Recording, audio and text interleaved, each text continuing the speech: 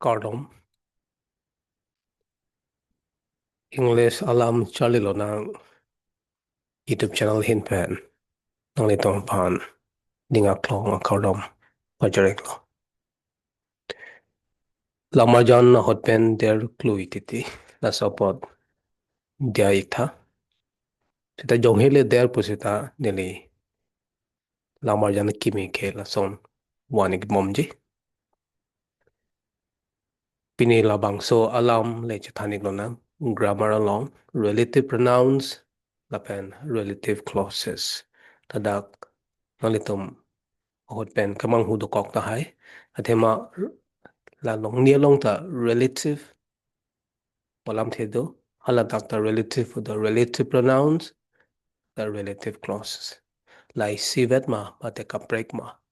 la le thanik lo na kopilo relative pronouns ke la pen sorry relative clauses kopilo nang li tum la son alam jer thek long lo ma te ningje long lo ma te tok long lo la son the boy who is running is my friend mate la son this is the book that I bought yesterday. Pula son lamjir nang litum theklong potahai. Ladak alam the lahai lam the laing tha. Lahai lam the tafan si la bihek hek dak who pudo laban ladak ta that pudo. Amek tipik ekali. La son bihek hek the small words who, which, that. Pula son alam the tafan si relative pronouns pula. Latum Kopilo ke claim ideas tum phan kapachara basai se ke claim isi alam jiralo let's see what is a relative pronoun. A definition lang daming nang a relative pronoun is a word that introduces a relative clause. A relative pronoun ke isi alam the clause kali sitak aso the sentence along isi a relative clause upon ke pangcheng alam the ase kachet munit ke an hurna but the most common ones alaihan lo who which that whose lai bihek hega lam thia tom phan ki ding pik ke gali theoe gali who which that whose whom lason alam thia to man si relative pronouns polo lai ke monitum ke an holo who puke monita tom phan nang le sentence song monita tom phan si ki pudam mate ke jong dam polo te nang li who pu se nang po la pen which pu relative pronouns ke pronoun ke la ke hormua tom phan mate malat up tom phan ke jong dam jia phan for things and animals that pukenangly monita tumanta un people you can use it for people lapen animals marat mareng lapen bote work so tumanta un lapen hormu achi thekavia atom panta aputhak le jongdang yu pulaten nangli la en monit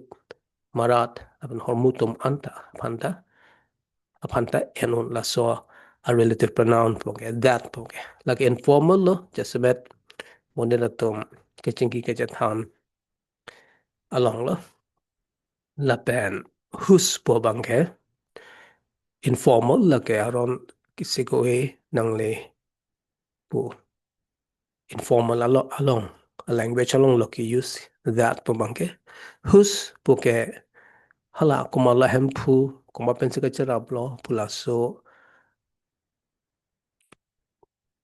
ke jong dami ki paklang dia pan hus po ke hus pe alang hormu man hala so hormu hala so aso hala so aso pi po seta la son ke jong dam possession pachen pu lo possession han ke jong dam a relative pronoun ke hus lo whose pula whom pukalake monitum phan monitum as object la monitum pini monitum han pini papho that ma de pini rodam that pula son monitum ke jongji polote la so relative pronoun lo ile tum kernai whom po banglo se ile tum la ning chibini ke relative pronouns ke la ke bridges dolong la son la puben hapu kapacharap ade la ling alam thelo just met noun upon killing la so alam the upon si relative pronouns polo noun la dak the boy pukala ka noun lo la pen la so noun puthak ke pal jirmido la dak is running is my friend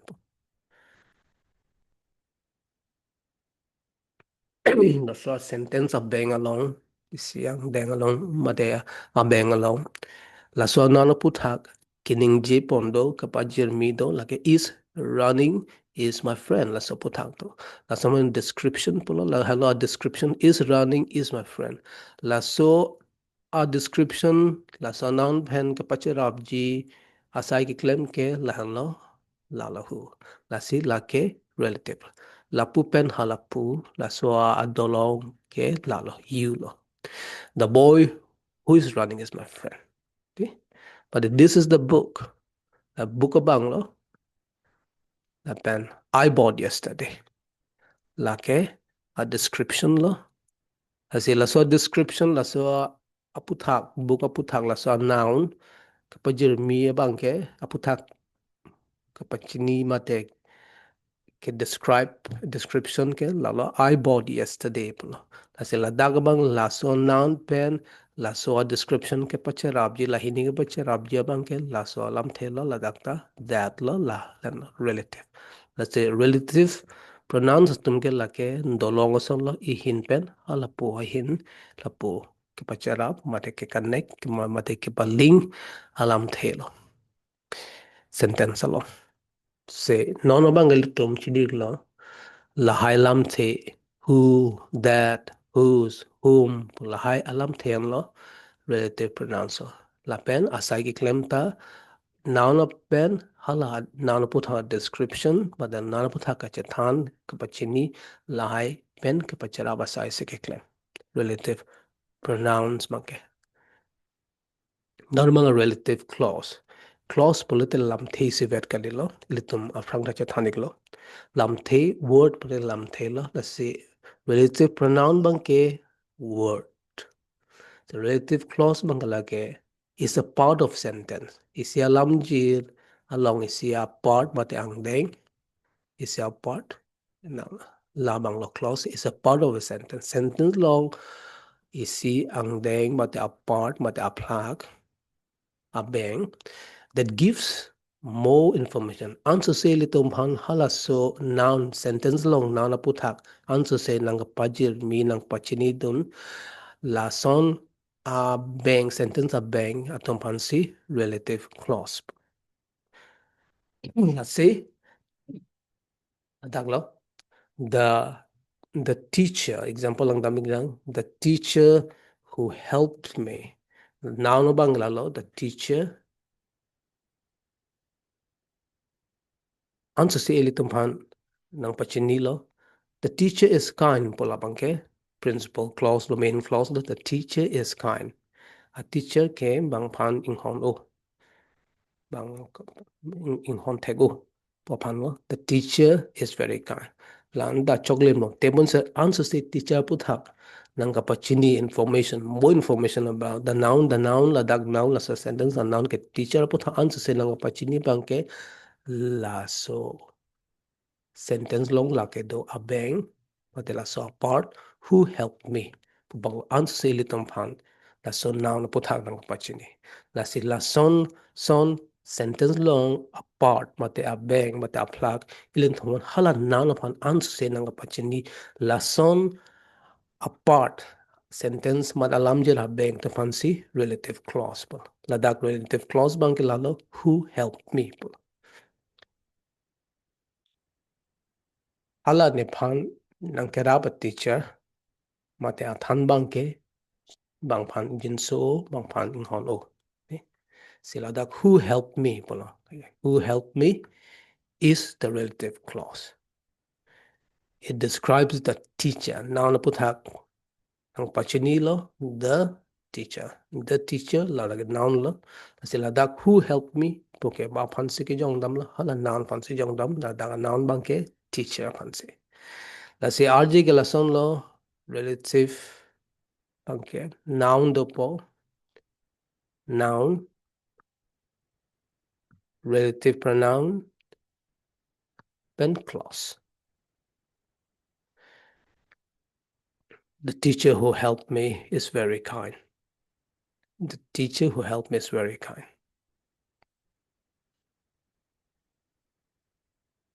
Noun the po, Lapen hala relative pronoun the po, plus clause the po.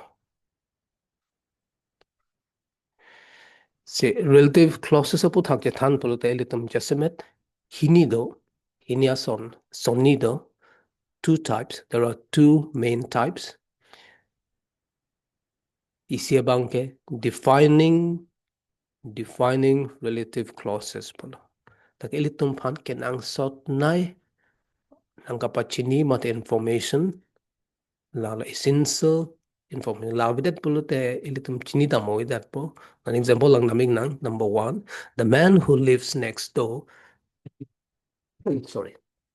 the man who lives next door is a doctor.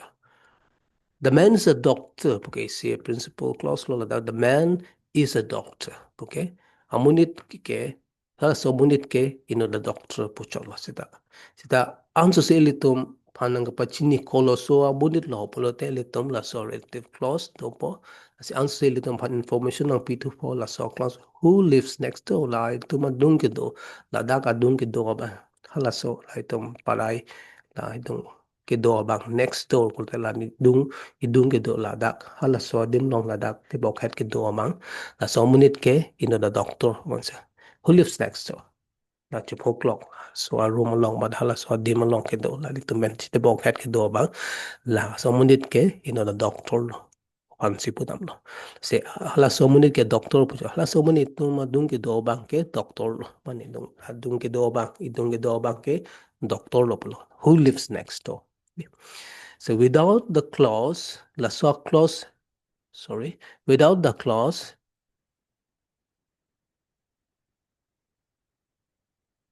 la so clause of that polutelitum. La so clause of that polutelitum sixapo. The teacher who la so clause of that polutelitum pan ke isia sixak dokopo. La dang la so a sentence long ke. Non tong damig na. La so a clause next, sorry.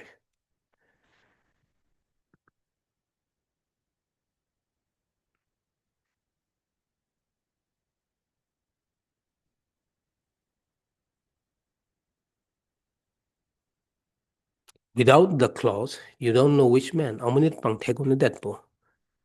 So amunit ke doctor po si tayo litong pan laso relative clause daga wadet po te labang ke pang tege that po. Lito amunit pan kolobang si doctor. Laso amunit doctor si ta who lives next door po te litong pan kinang sot nai nang kapachini do ko po te lito amunit pan da pang tek tek po. Who lives next door? Asi lason a relative clause pan ke defining relative clause laga dovek nang kokpo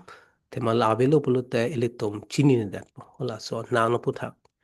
clar dak de dat po the man who lives next door po the man is a doctor po the coloso amunit pamlo sita la so amunit henlo doctor ke po ke non maga who lives next door to kokpo se elitom bangke clar dak po elitom chini po la so amunit pan kolo amunit bang si doctor lo chini nang po Lapen ici a relative clause to lang lahaya son mangke non-defining. Non-defining ma like extra. Nang lin nang sot kali sita anso se chipachini tu. La son extra kapachini kepa ansu se kepa chini aputhak the love that a chok non lang namin nang so example along my brother ni ik mate ni bong who lives in Delhi.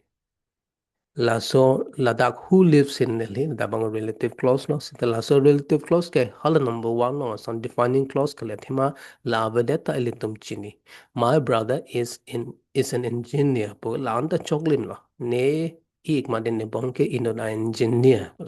Tala dabang in dehilong ke do abang ni ik. Po la so bang ke Ladakh extra information lo Delhi long ke do abang ni ik. Okay. Who lives? Ladak si ladak comma the kok no comma pen la comma ada ge bi la son a relative clause mange non-defining relative clause. La pen ladak mange do de data la a meaning bange do na choglim po my brother is an engineer. Ladak la abede do ave pusita la bange chokchi po chini ni po lamlo. My brother is an engineer. Se la son ang bong do nun kok relative clause atuma panke non-defining relative clause. The commas show this is la comma polite china bla hinya the comma the copy like extra information. The main meaning is clear without it. So kinang sot na hola kinang sot na meaning ke klar daklo. My brother is an engineer. Por ne ik mane bongke ino da engineer pola anta ke lage klar daklo. La vedet pusida lage klar daklo. But the answer say ke pachini to who live non ke Delhi do bom hala Delhi ke do abang ni ik ke Delhi ke do ni ik ke ni Delhi sigido in an engineer Lapen Delhi sigido po banglo. My brother who lives in Delhi is an engineer. Ni ik ke in an engineer Lapen alangle Delhi sigido. Delhi sigido. Asil high examples ang damin ng pronouns. Munir tum ken ho la high pronouns. The girl who won the race is my cousin. The cousin mate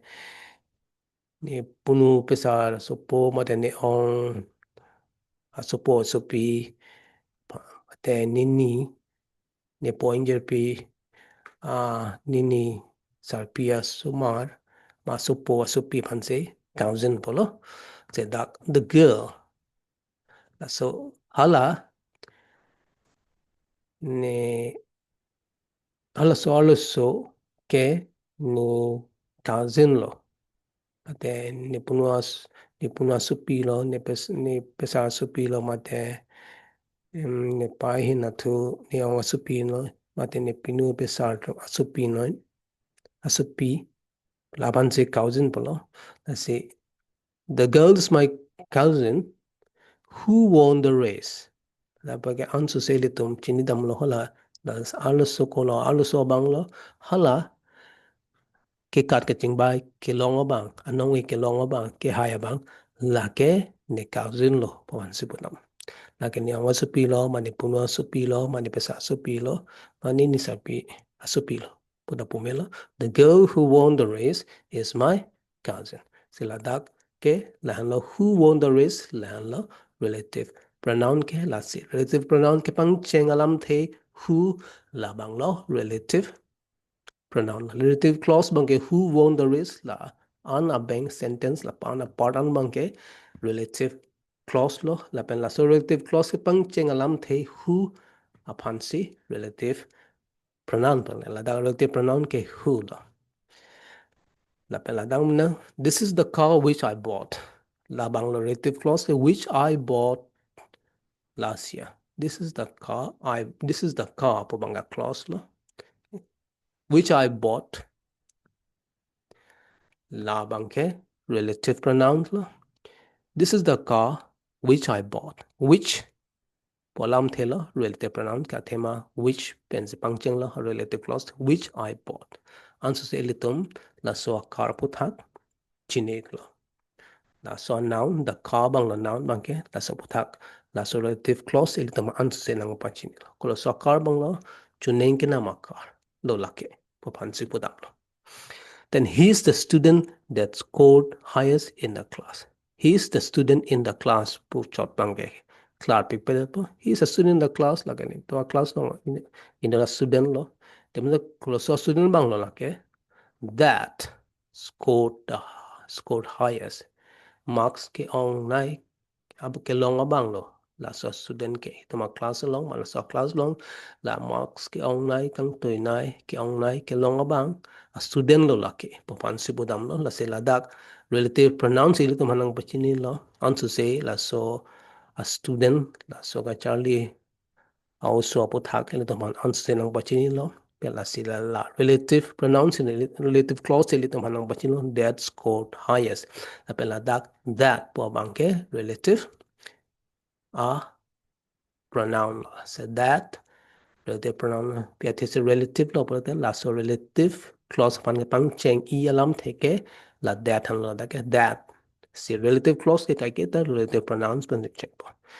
ta pala sai ke claim da la lo hala description pen da gla da khua bang ke la so noun pen description ang tan won the race is my cousin la bang la so description lo Tata bang which abang lo relative pronouns ke al killing ke la car pen ala so information my description I bought last year. Dak say number la dak long talo that bang relative pronoun lo la pen killing la student pen killing ke hala description scored highest in the class la an bang ke description lo la so description abang